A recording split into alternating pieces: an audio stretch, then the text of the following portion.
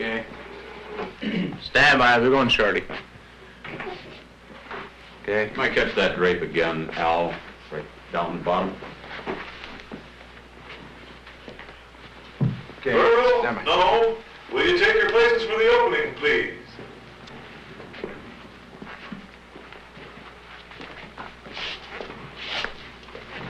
Not forget the appointment book.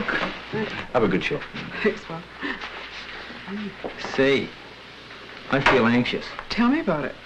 Well, we're making a film, and I'm not an actor. Well, we're not expected to be actors. We're just supposed to do what we do. Yeah, that's what makes me anxious. You see, we do sex counseling, and that involves talking about sex. Yes? And, I thought men talked about sex all the time.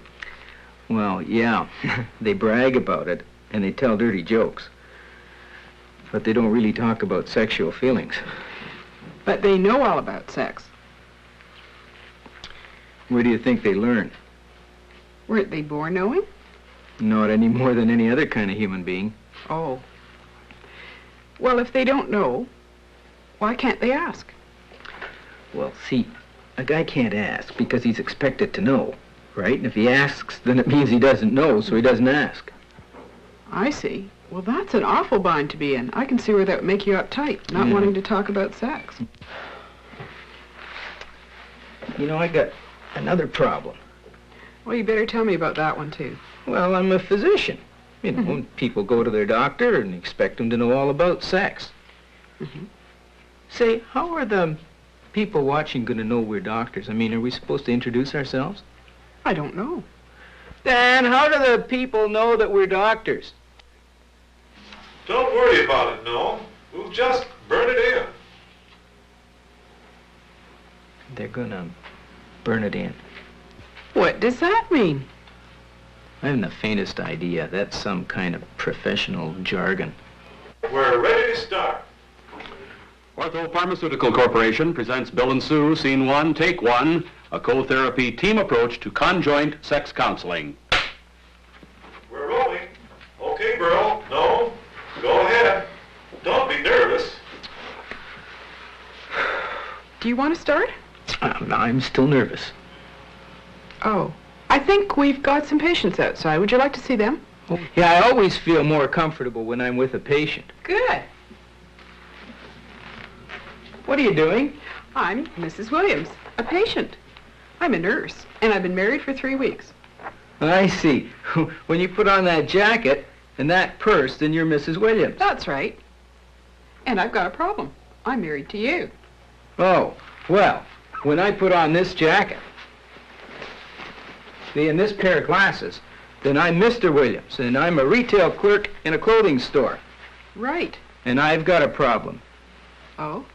I'm married to you. And we've been referred by our minister for counseling. He's a pretty understanding fellow. Where are we? Oh, we're in the waiting room, waiting for our appointment. We are? Right.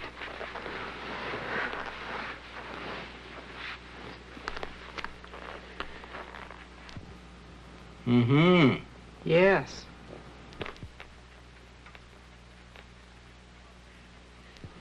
I'll bring them in. You can often get a very accurate impression of the patients you're going to see simply by observing them as they wait in the reception area. We find it's useful to conduct the patients in personally. It gives us time for this first assessment and begins the establishment of rapport. We notice, for instance, that much useful information can be gleaned from watching how patients seat themselves and where they sit relative to each other. It's very obvious at this point that the Williams are both distressed. His constant scratching and her fumbling with her hair or purse reveal their discomfort.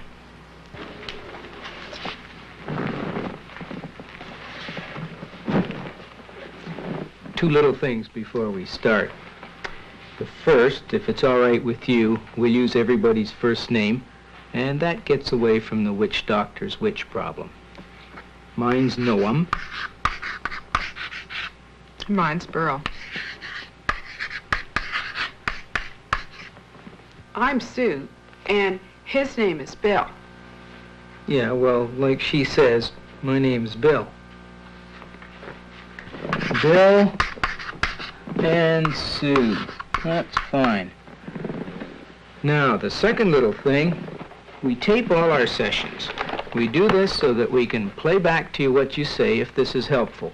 We don't keep the tapes, we just recycle them. So if it's all right, we'll start the tape recorder. I don't see anything wrong with it. It's okay. Okay, let's go back to you. Bill, can you tell us right now how you're feeling? Fine, yeah.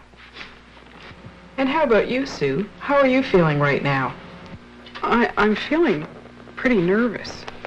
Most people feel pretty uptight when we begin, Sue. That's pretty normal. We find it very important to give the patient permission to feel the way he's feeling. Many people feel anxious when they come to see the doctor for the first time, and especially in this type of anxiety-provoking situation. Bill, who said he is fine, is obviously not fine. In our society, men need to be given even more permission than women before they are able to safely divulge their feelings.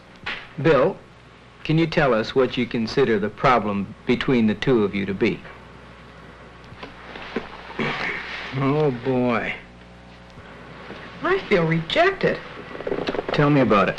Well, I mean, I put out my hand, and you rejected it, and I feel rejected. That's right. Well, you know how I get when you get sexy like that.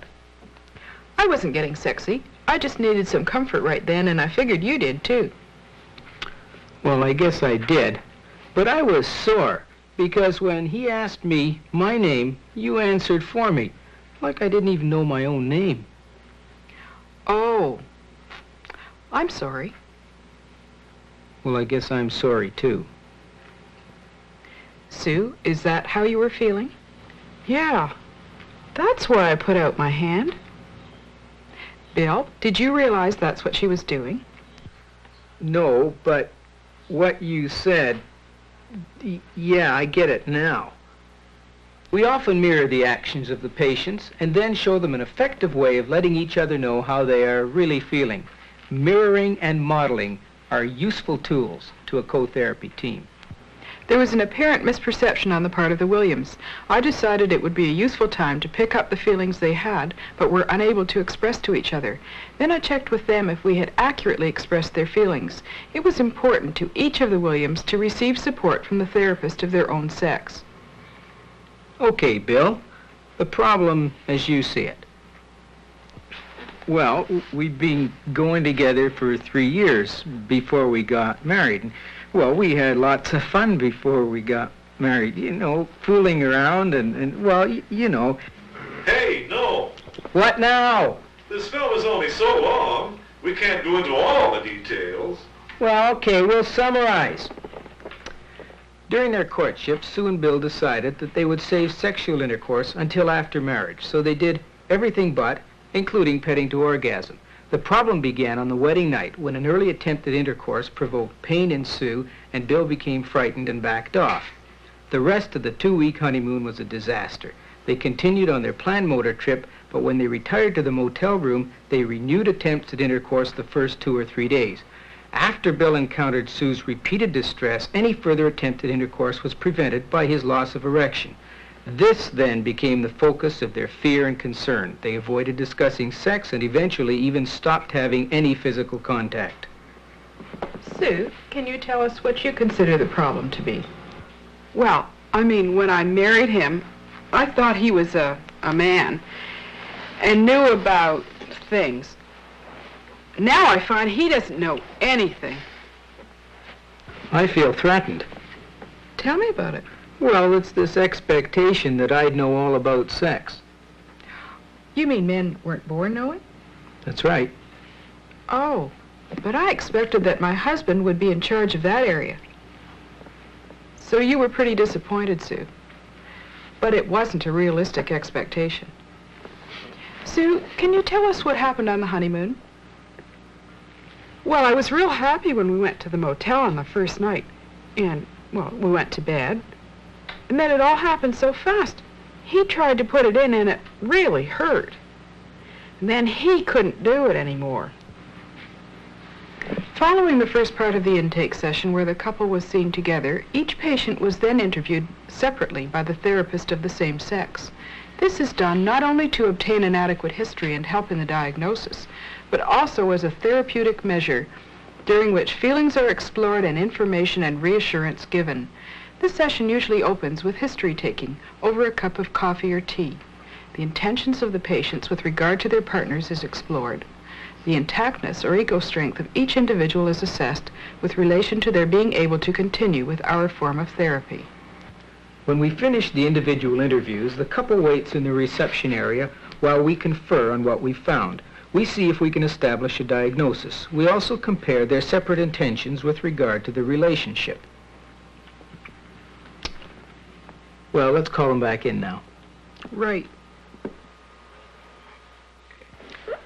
Well, from what you people have told us, you've got a lot of things going for you in your marriage. Many strengths. And most importantly, you want to put a lot of work into your marriage.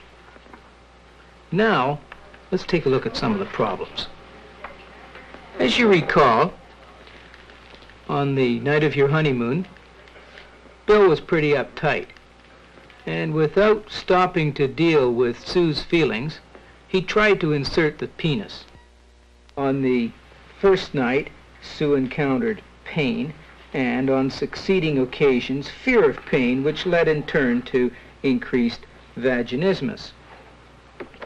The increased pain on Sue's part brought forth an impotence reaction on the part of Bill, and his fear of failure led to failure and more impotence. The fear of pain and fear of failure resulted in an avoidance of each other, leading to loneliness, accusations, withdrawal, and more avoidance, both of each other, and a lack of sex play. Each time the penis is inserted, without adequate sex play, the pain of vaginismus and the failure of impotence occur.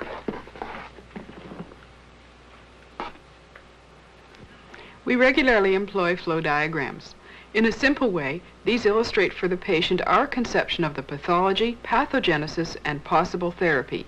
Having what they consider to be an immense problem laid out on a green board in less than 5 minutes allows the patients to see the situation in perspective and thereby reduces their anxiety.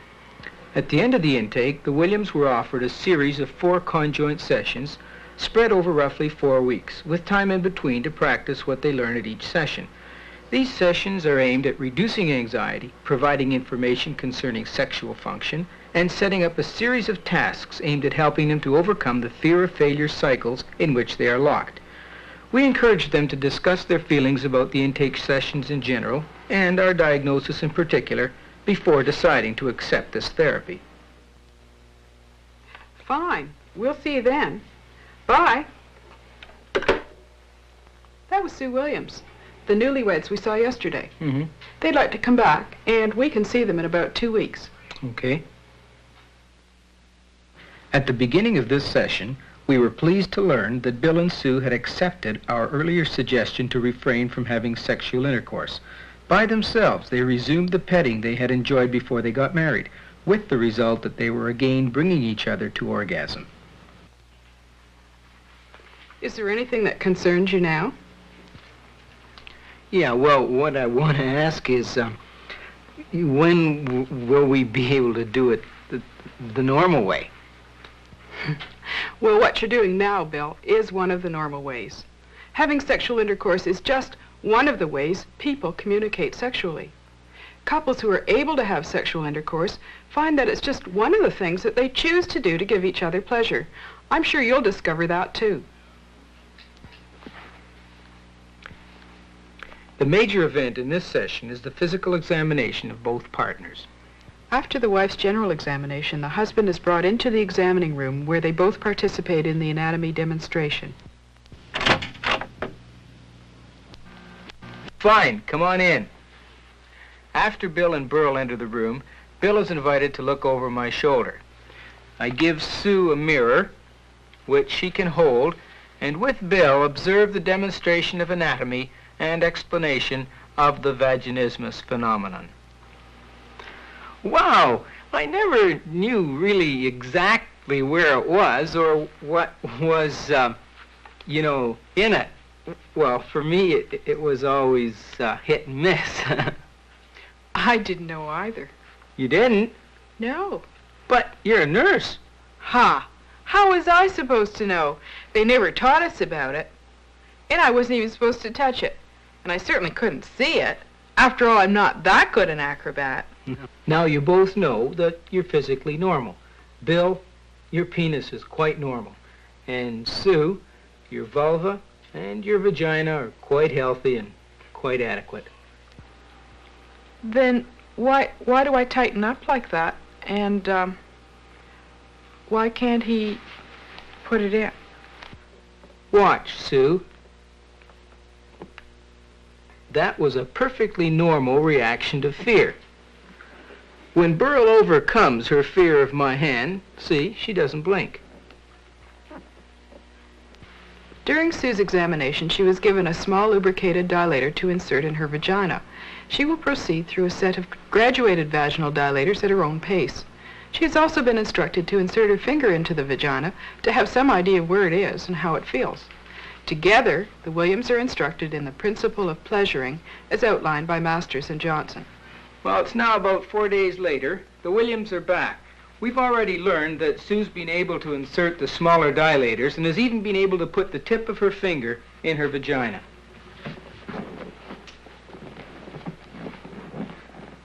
Well, Sue, Bill, what have you learned from pleasuring each other? Well, once I got over being embarrassed, I really enjoyed watching Sue. And I like the chance of giving pleasure to Bill. Really giving, not just lying there and letting him do everything. Yeah, only one thing still bothers me. Say it, Bill. I still kind of come fast. I can see how that would concern you, Bill. We'll deal with that area. We've dealt with other areas and made progress in them, and we'll make progress in that area, too. I think it'll be clearer if we just take a look at the whole sexual response cycle, just what happens. And from that, we'll be able to see how the fear of pain and the fear of failure affect the response. Okay? Let's just take a look at this graph. Last time, they learned the anatomy of the sexual organs, and this time they learned the physiology of human sexual response.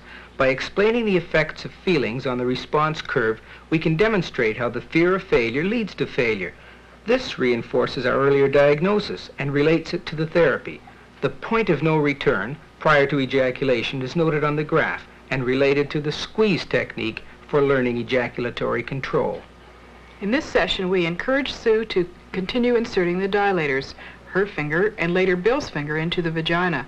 Together, they will practice the squeeze technique to help them deal with Bill's ejaculatory control. It's now a week later, and time for our next session with the Williams. Right. And Sue's looking fine, but Bill's a bit unhappy. Tell us about it, Sue. Well, I'm doing just fine. I can insert those dilators, and I could even get my finger in, but, Where'd you get stuck, Bill? Well, when I came close to her with my finger, I had a spasm, and, it made me feel just like a failure. Back to the old business, right back where I started. Oh, that's not true, Bill. You're a lot better. Your erection lasts a lot longer before your ejaculation. Hey, listen to the language I'm using. I hear Sue saying that she's real pleased with you, Bill. And I'm real pleased with you, too. That's real great. You're both doing well. It's predictable, Sue, that at this stage, anything that you didn't insert in the vagina would cause spasm. The next step will be for you to insert Bill's finger into the vagina in the same way as you become comfortable with inserting those dilators. In this session, the Williams were given further reassurance and encouragement. In addition to the earlier tasks, Bill would insert his finger in the vagina, first under Sue's control, later on his own, and eventually during sex play. I'd like to make a special comment. It is important to understand the purpose of these tasks. They are just a framework for the real learning experience. This consists of constant feedback of feelings to each other. The knowledge of their partner's feelings makes them confident that what they are doing is effective. It protects them from turning their partner off and feeling like a failure. Let's see, the next session is the 4th session with the Williams. Right. And they've reported real progress. And Sue's found great pleasure in her ability to stimulate Bill. Isn't that right, Sue? That's right. I never thought it would happen. But I like seeing him, react. No kidding. I've always enjoyed watching Sue, but I didn't know you liked it too. Well, you really turned me on. Jeez. How about that? It's important to tell your partner when you're pleased and when you're not pleased. Isn't that right, Beryl? Well, I'm real pleased with you right now, Noam. You said that very well. Well, thanks very much. This was the last of the sessions that we had contracted for with the Williams, but they didn't feel ready to terminate the therapy just yet. We agreed to see them again for 2 more sessions during the next month. Bill and Sue were instructed to continue the tasks outlined earlier. In addition, Sue would use his penis to caress her vulva and eventually her vagina. The Williams were seen 2 weeks later, both very pleased. They saw no further need for sessions. We asked them to come in for a follow-up in 2 months and stressed to them the importance of maintaining the effective pattern of communication they had learned. We warned them that there would be ups and downs and invited them to contact us if they really felt stuck. Quite a difference, isn't there? Well, it's just great, and we're trying some pretty new things now. Bill has some pretty wild ideas. Hey, look who's talking. Guess who it was last night who, Hey, no. What is it? Hey, you're Bill, not Noam. Oh, darn it, yeah. Sorry, Noam. That's okay, Bill. What is it, Stan? You got about 1 more minute to wrap this up. Okay. Beryl, do you want to start the wrap-up? Sure. When the Williams first came to see us, they were very depressed, caught up in 2 vicious cycles. By working with a male and female co-therapy team, they have found out that it's quite possible for people to talk comfortably with each other about sex. By sharing their feelings, they come closer together instead of withdrawing into the loneliness they were experiencing when we first saw them. That's it. Let's print it.